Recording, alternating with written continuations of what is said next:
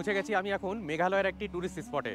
মানে site scene যখন আপনারা করতে বেরোবেন তো এই একটা স্পট কিন্তু রয়েছে সাইট সিনের জন্য। আসবেন কি করে, কিংবা আমি বা এখানে আসলাম কি করে, কতই বা খরচ রয়েছে, কতই বা সময় লাগে, আর কিভাবে আপনারা আসবেন, কত কম খরচে ঘুরে দেখবেন, সবটাই তুলে ধরেছি আমি এই ভিডিওটা। যাচ্ছে রীতিমতো কিন্তু ব্রিজটা কিন্তু দুলছে, মানে হ্যাঙ্গিং টাইপের ব্রিজ বলা যেতে পারে। তো এই মেঘালয়ের এই যে টুরিস্ট স্পটগুলো আমি যে ঘুরে দেখছি একটা একটা করে প্রতিটা পর্বে আপনাদের সঙ্গে শেয়ার করেছি, এর আগের পর্বে আপনাদের সঙ্গে শেয়ার করেছি কাউকি, কিংবা আমাদের এশিয়ার সব থেকে ক্লিননেস যে ভিলেজ রয়েছে সেই ভিলেজ অবধি আপনারা কী করে যাবেন, তারই বা কত খরচ রয়েছে, সবটাই কিন্তু আমি তুলে ধরেছি এর আগের পর্বে। যদি আপনারা সেই ভিডিওটি না দেখে থাকেন তাহলে আমি উপরের আই বাটন এবং নিচের ডেসক্রিপশন বক্সে আমি লিঙ্ক দিয়ে রাখলাম, চাইলে আপনারা সেখান থেকে গিয়ে ভিডিওটি কিন্তু দেখে নিতে পারেন। আর এই ভিডিওতে আমি আপনাদের দেখাতে চলেছি চেরাপুঞ্জি আসার জন্য একজন কিংবা দুইজন আপনারা যদি এসে থাকেন তাহলে কত কম খরচে কীভাবে করে আপনারা ঘুরবেন, সঙ্গে কী কী সাইট সিন দেখানো হয় সবটাই আমি তুলে ধরেছি এই ভিডিওর মধ্যে। সঙ্গে আপনারা কোথায় থেকে বাস পাবেন আর কত টাকায় বা ভাড়া রয়েছে সবটাই কিন্তু আমি তুলে ধরছি এই ভিডিওতে। তো চলুন ভিডিওটি স্টার্ট করা যাক।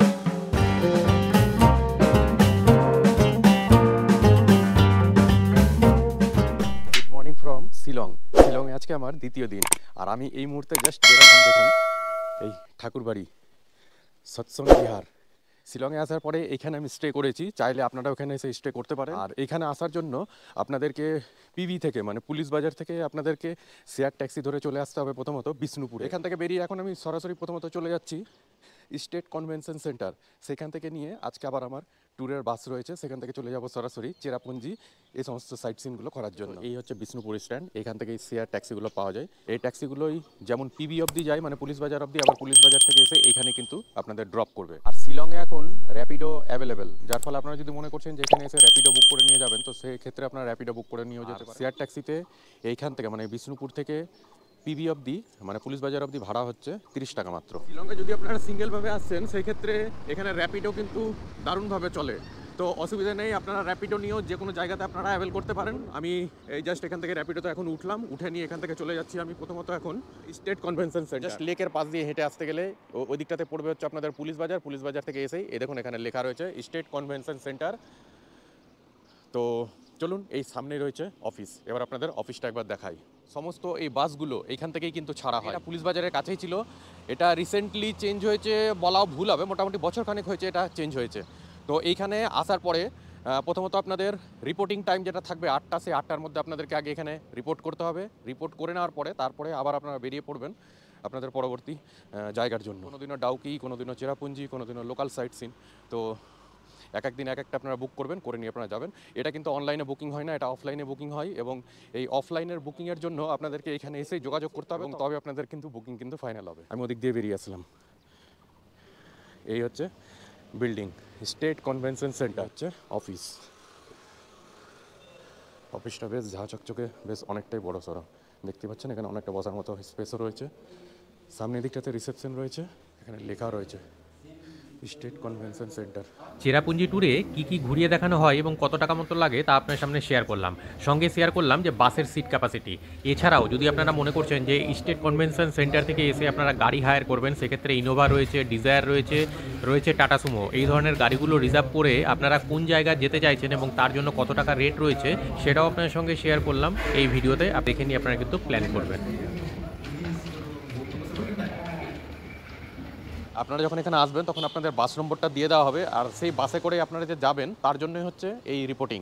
তো চলুন, বাস অলরেডি দাঁড়িয়ে আছে, দেখুন বাইরের দিকে বেশ কিছু বাস দাঁড়িয়ে রয়েছে, কোনটা যাচ্ছে চেরাপুঞ্জি সেটা দেখে নিতে হবে, সেই বাসে উঠতে হবে। এই হচ্ছে আমাদের বাসের নম্বর 9516, জাস্ট একটা সাদামাটা বাস। একজন দুইজন যদি আসছেন সেক্ষেত্রে শেয়ার বাসে আপনারা ট্রিপগুলো যদি করেন তাহলে খুব ইজিলি কিন্তু ঘুরে দেখে নিতে পারবেন এবং অনেক সস্তায় ঘুরে দেখে নিতে পারবেন। তবে যদি আপনারা 4জন 5জন আসছেন সেক্ষেত্রে আমি বলবো যে আপনারা কোনো রিজার্ভ গাড়িতে ঘুরুন, মানে এখানকার রিজার্ভ গাড়ি নিয়ে যদি আপনারা ঘুরছেন সেক্ষেত্রে আপনারা আপনাদের মনের মতো করে কিন্তু ঘুরতে পারবেন। তো এই হচ্ছে কিন্তু ডিফারেন্স। অবশেষে আমাদের গাড়ি ছাড়লো 8:28 এই স্টেট কনভেনশন সেন্টার জাস্ট ছেড়ে বেরোচ্ছে। আর বাসের সিট ক্যাপাসিটি কিছুটা এইরকম টাইপের, দেখে নিন। তো আজকেও জানলার সাইডে সিট পেয়েছি, তবে 1 নম্বর সিটটা চেয়েছিলাম, সিটটা এই কারণেই পাইনি কারণ অলরেডি আগে থেকে বুকিং হয়ে গেছিল বলে। Also this is our first stop. There is a Mauktok village. So here is a valley, we call it the Pep Valley. So you'll see this bridge over here. We call it Duan Singh's Aim Bridge. So to view the Dimpe Valley, you have to cross the bridge. এমটিডিসির বাসে ঘুরতে গেলে প্রতিটা বাসের সঙ্গেই থাকে এইরকম ধরনের একজন করে গাইড, যে কিনা প্রতিটা জায়গাতে যাওয়ার আগে বলে দেয় সেই জায়গা সম্বন্ধে, সঙ্গে সেই জায়গাতে কত টাকা এন্ট্রি ফি রয়েছে এবং সেই জায়গাটা ঘুরতে কতক্ষণ মতো সময় দেওয়া হয় সবটাই বলে গাইড করে। Dimpe Valley. अच्छा, इधर कितना टाइम रहेगा? 20 मिनट्स। তো চলে আসলাম আমাদের প্রথম স্পটে, আর এখানে 20 মিনিটের জন্য টাইম দেওয়া হয়েছে ঘুরে দেখে নেওয়ার জন্য এই ব্রিজকে। দেখুন বেশ সুন্দর একটা ভিউ রয়েছে এই ব্রিজের। তো এই হচ্ছে আজকে আমাদের সাইট সিনের প্রথম স্পট।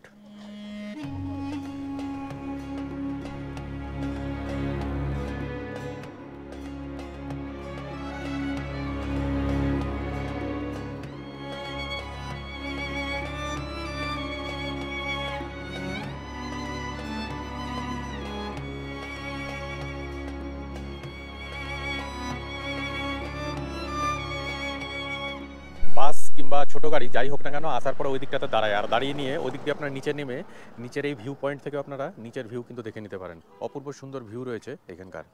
এখানে আসার পর আপনারা এখানে ভুট্টা পুরাও কিনে খেতে পারবেন। কিতনে কাইয়ে 50 টাকা করে এক একটা। এই হচ্ছে ভিউ পয়েন্ট। নিচে আসার পরে যদি আপনারা মনে করছেন এখানে ড্রেস পরে ফটো তুলবেন, এখানকার ট্র্যাডিশনাল ড্রেস পরে আপনারা এখানে ফটো তুলে নিতে পারবেন, তারও এখানে অপশন রয়েছে। স্পটের কাছে আসার পরে যদি আপনারা টয়লেট বাথরুম ইউজ করবেন মনে করেন, তো দেখুন এখানে টয়লেট আছে অলরেডি 10 টাকা করে। এটার নাম হচ্ছে ডুয়ান সিং সিয়াম ব্রিজ মাউডক, যার ডিস্টেন্স যদি বলেন 75 মিটার। উচ্চারণে একটু নামের ভুল হতে পারে, মাইন্ড করবেন না, এতটুকু মেনে নেবেন, কারণ খাসিদের বুঝতে পারছেন এখানকার দেওয়া নাম উচ্চারণ করতে একটু অসুবিধা হচ্ছে। কটার সময় রওনা দিল তা আপনার সঙ্গে শেয়ার করলাম এই ব্রিজ দেখিয়ে নিয়ে।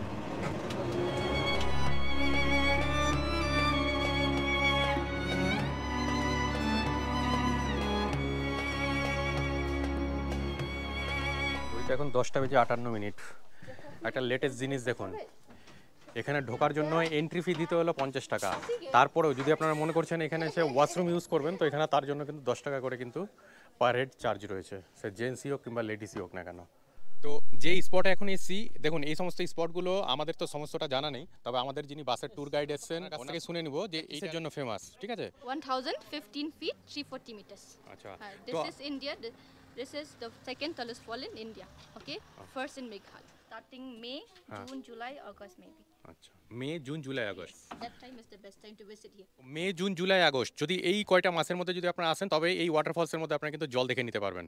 চলুন আপনাদের কি এবার ওয়াটারফলসটা একবার ঘুরিয়ে দেখাই। জল অনেকটা উপর থেকে নিচের দিকে পড়ছে, নিচে দেখুন ওই জায়গাটা বেশ সবুজ সবুজ জল দেখা যাচ্ছে। এই ওয়াটারফলসের জল যদি আপনারা দেখবেন মনে করছেন, তবে আপনাদের আসতে হবে মে থেকে শুরু করে আগস্ট মাস অবধি, মানে যেই সময়টা অ্যাকচুয়ালি বর্ষাকাল হয় সেই সময়টাতে এখানকার এই ওয়াটারফলসের জল থাকে, তখন কিন্তু দেখতে বেশ ভালো লাগে। তাই চেষ্টা করবেন আপনারা ওই সময়টাতে আসতে। স্পটটির জন্য টোটাল 25 মিনিটের জন্য টাইম দেওয়া হয়েছিল। আমি সবুজ কালারের ওই যে গেট যে দেখা যাচ্ছে ওটাই হচ্ছে এন্ট্রি গেট, যেখানে 50 টাকাটা নেওয়া হয়েছে। এসে নিয়ে এই সমস্ত জায়গা হচ্ছে পার্কিংয়ের জায়গা, আর সামনে ওটাই হচ্ছে ভিউ পয়েন্ট। আর এরপরে আপনারা যদি মনে করছেন এখানে এসে কিছু কেনাকাটা করবেন, তো দেখুন এখানে কেনাকাটার কিছু অপশনও রয়েছে, যেমন এখানে ব্যাগ পাওয়া যাচ্ছে, তাছাড়া এখানে অনেক রকমের ফ্রুটসও পাওয়া যাচ্ছে দেখুন। তাছাড়া এরকম অনেক কিছু আইটেম এখানে আপনারা কিন্তু কিনে নিতে পারবেন, তার অনেক কিছুরই দোকান এখানে কিন্তু রয়েছে। এখানে দারচিনি দেখুন কত বড় বড়, তাছাড়া এখানে ছোট ছোটও কিন্তু রয়েছে, এখানে প্যাকেটও রয়েছে, সব রকমই অপশন রয়েছে এখানে। তাছাড়া এগুলো হচ্ছে এখানকার সবটা কিন্তু লোকাল। ঘড়িতে এখন 11:30, আর বেরিয়ে পড়লাম আমাদের সেকেন্ড স্পট দেখে নিয়ে। 11:43 পৌঁছে গেলাম আমি আজকের আমার তৃতীয় স্পটে, মিশন মিউজিয়াম। এই পাশেই রয়েছে পুরো জায়গা জুড়ে হচ্ছে পার্কিং। রামকৃষ্ণ মিশনের মধ্যে আসলে আপনারা যেটা দেখতে পাবেন, এই নর্থ ইস্টের লোকেরা তাদের এবং তাদের যা কালচার রয়েছে, কি তাদের কালচার রয়েছে, সবটাই কিন্তু আপনারা দেখতে পাবেন এই রামকৃষ্ণ মিউজিয়ামের মধ্যে। এই হচ্ছে এখানকার মিউজিয়াম। সামনে আমাদের গাইড রয়েছেন, বাসের গাইড। আচ্ছা, মন্দির রয়েছে এদিকটাই আর মিউজিয়াম হচ্ছে এদিকটাই। তো চলুন মিউজিয়ামে কি কি আছে গিয়ে আপনাদের দেখাই। এন্ট্রি দেখুন সেই সময়ের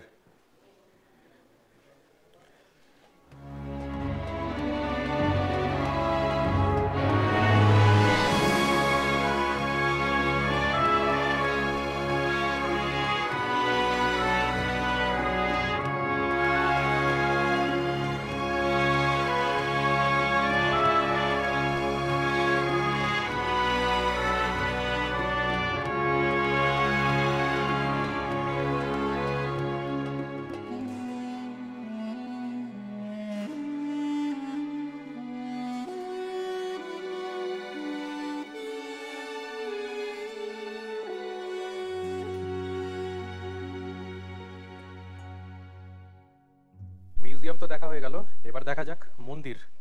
এই উপর থেকে নামার পর এসে নিয়ে আপনারা এখানে এই স্বামীজিকে দেখতে পেয়ে যাবেন, দেখুন। আর উপরে যদি আপনাদের যেতে হয় তবে কিন্তু জুতো খুলে নিয়ে যেতে হবে, দেখুন এখানে লেখাও রয়েছে। তো চলুন মন্দিরের মধ্যে যাওয়া যাক, কি আছে মন্দিরের মধ্যে দেখাই। এই হচ্ছে মন্দিরে ওঠার রাস্তা, লেডিস লেখা রয়েছে, এদিকে জেন্টস লেখা রয়েছে। সম্ভবত এখানে প্রে করার জন্য বোধহয় এই জায়গাগুলো এইভাবে করে বোধহয় বানানো হয়েছে।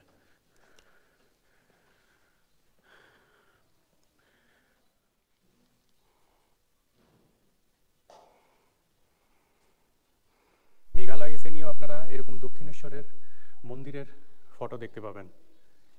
এখানে যেমন রয়েছে বেলুর মঠ, পুরো মন্দির জুড়ে এরকম সমস্ত সব ছবিগুলো লাগানো রয়েছে।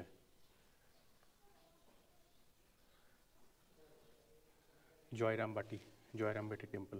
একটু বসে যেতে ইচ্ছে করছে, কিন্তু সময় যেহেতু 15 মিনিট দেওয়া হয়েছে বলে আর বুঝতে পারছি না। হচ্ছে শোরুম, চাইলে আপনারা এখান থেকে এসে কিছু কেনাকাটাও করে নিতে পারেন। আচ্ছা, শোরুম यहाँ का लोकल है क्या? লোকাল শোরুম থেকে এরকম অনেক কিছু আপনারা কিনে নিতে পারেন। দেখুন অনেক বই টইও রয়েছে। এই শোরুমের মধ্যে ঢুকেছিলাম, এ দেখুন চকলেট আর বিস্কিট কিছু কিনে নিয়েছি। ঘড়িতে এখন 12টা বেজে 12 মিনিট, আর আমাদের গাড়ি জাস্ট ছেড়ে বেরোচ্ছে এই রামকৃষ্ণ মিশনের এখান থেকে। ঘড়িতে 12টা বেজে 31 মিনিট, পৌঁছে গেলাম আমি আমার চতুর্থ স্পটে।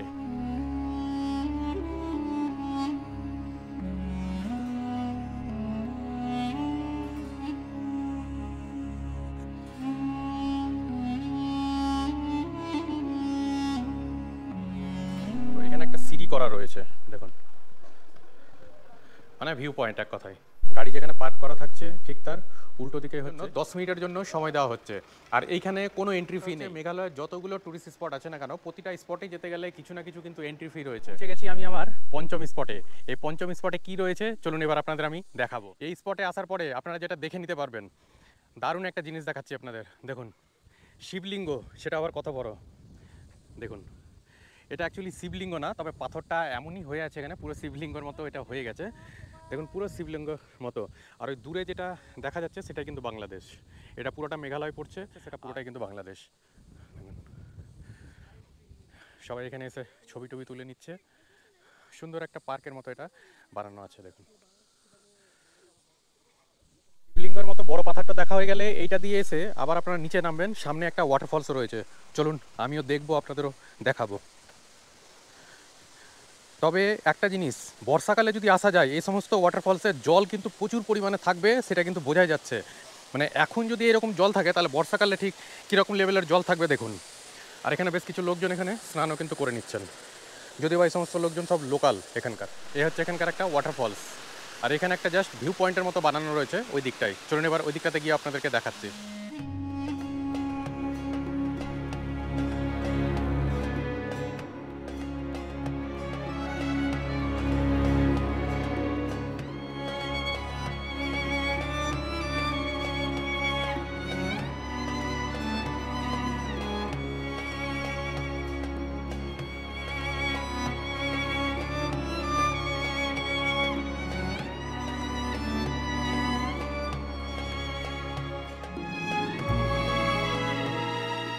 দেখা হয়ে গেল আজকের আমার পঞ্চম স্পট। ঘড়িতে এখন 1টা বেজে 24 মিনিট। বেরিয়ে পড়লাম আমাদের পঞ্চম স্পট দেখে নিয়ে। 1টা বেজে 32 মিনিট। ফাইনালি পৌঁছে গেলাম আমাদের 6 নম্বর স্পটে। এই স্পটে এন্ট্রি ফি রয়েছে 20 টাকা করে। এইখানেও কিন্তু টাইম দেওয়া হয়েছে 20 মিনিটের জন্য, ভিজিটিং আওয়ার্স।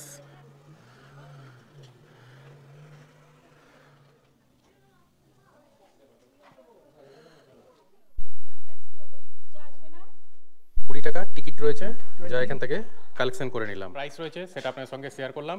তো যেহেতু এর ভেতরে ভিডিওগ্রাফি অ্যালাউ আছে, যদি আপনারা করেন সেক্ষেত্রে কিন্তু কিছু প্রফেশনাল এক্সট্রা কিছু পয়সা দিয়ে কিন্তু করতে হবে, যার জন্য আমি কিন্তু এরপর থেকে মোবাইলে আপনাদেরকে ভিডিও করে দেখাবো। এটা হচ্ছে মেন গেট, আর এখানে দেখুন এন্ট্রি লেখা রয়েছে। তো চলুন ভেতরে যাওয়া যাক।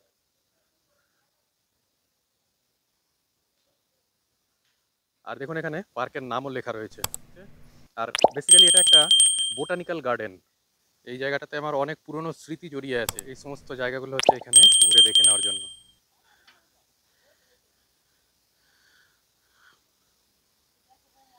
এটা একটা ভিউ পয়েন্টের মতো বলা যেতে পারে দেখুন। আর এখান থেকে বাংলাদেশকেও খুব সহজে দেখা যায়। ওই দেখুন দূরে যেটা দেখা যাচ্ছে সেটাই কিন্তু বাংলাদেশ। তো এই ছিল এই পার্কের ভেতরটা। এখানে একটা জিনিস দেখুন লক্ষ্য করার মতো বিষয়, এখানে সেলফি ডেঞ্জার জোন এখানে লেখাও রয়েছে। অতএব আপনারা কিন্তু খুব বেশি সামনের দিকে যাবেন না। দেখুন এই জায়গাটা।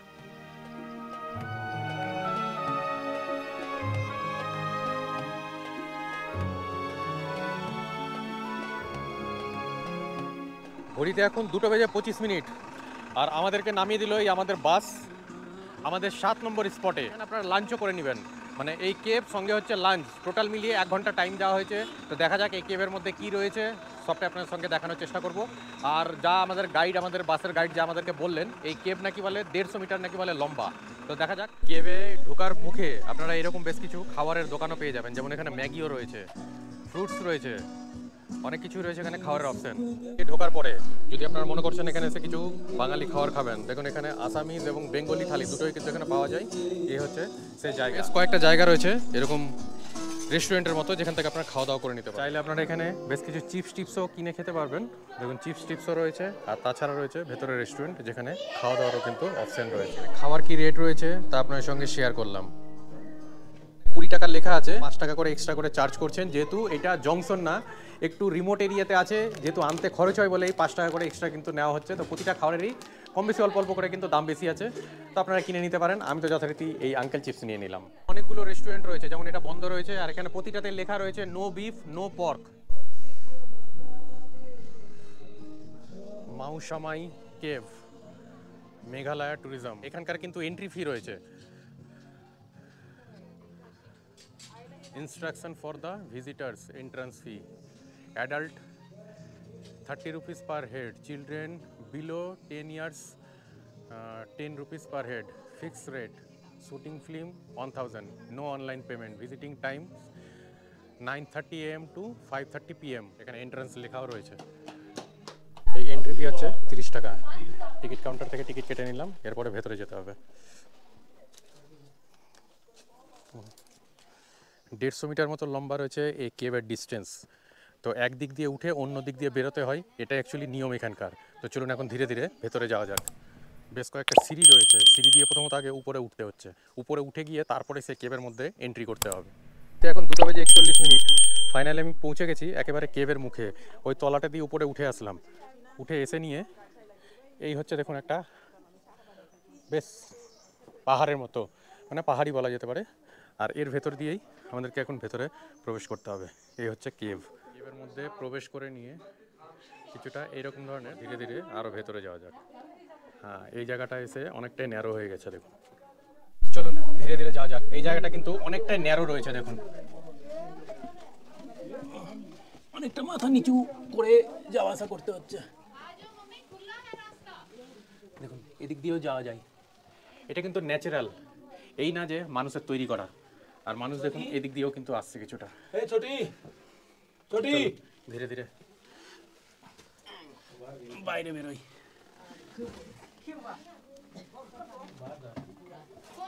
অনেকটাই ন্যারো, এবার অনেকটাই বড়। আর এগুলোতে অনেক জায়গাতেই লাইট দেওয়া রয়েছে দেখুন, অনেক জায়গাতেই লাইট রয়েছে। চলুন এরপর আরও সামনের দিকে এগোনো যাক। জলের জন্য এগুলো তৈরি হয়েছে এভাবে, এই ধরনের জিনিস।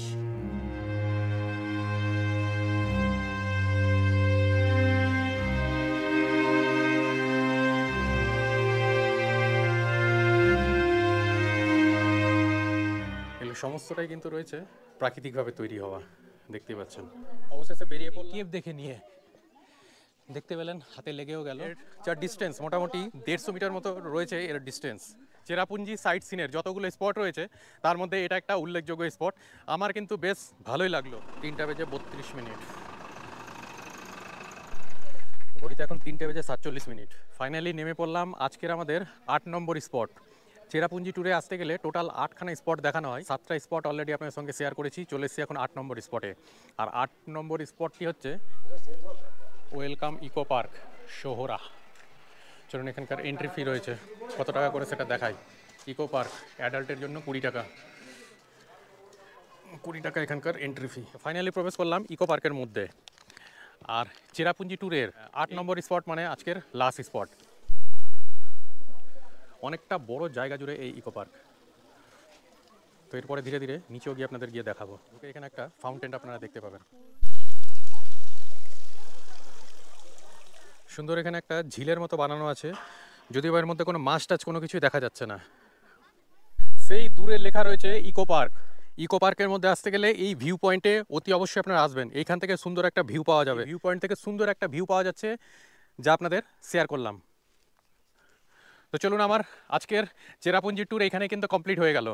এখন বেরিয়ে পড়ছি এর পরের গন্তব্য, মানে কোথায় বলুন তো, সরাসরি হোটেলের জন্য। ফাইনালি বেরিয়ে পড়লাম 4:22 আমাদের আজকের ট্যুর কমপ্লিট করে নিয়ে।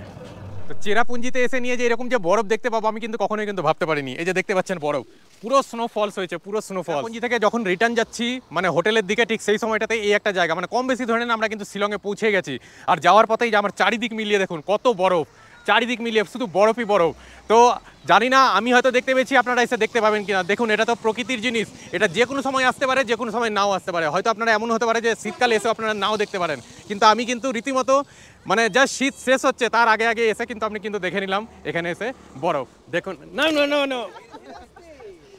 তো শিলংয়ে এসে আমরা কিন্তু ভাবতেই পারিনি যে এইভাবে করে এসে স্নোফলস দেখতে পাবো। সবাই এইরকমভাবে এসে মজা করে নিচ্ছে এই বরফ দেখে। দেখুন,